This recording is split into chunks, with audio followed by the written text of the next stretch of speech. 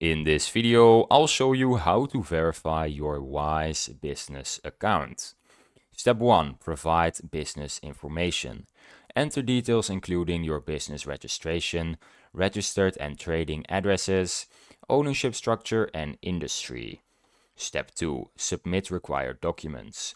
Upload documents such as business registration certificates, proof of address, and identification for beneficial owners. Step 3. Verify personal identity.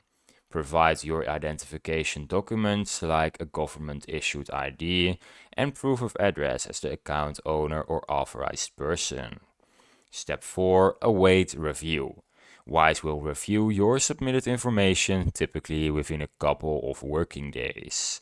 Respond promptly if additional documents are requested. Step 5. Complete the verification.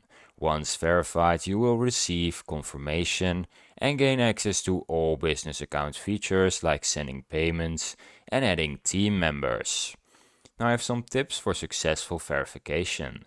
Ensure all documents are legible, valid, and match the information you entered. Double check your ownership details and provide accurate information about your business activity. Monitor your email and Wise app for any document requests or messages from Wise's support team.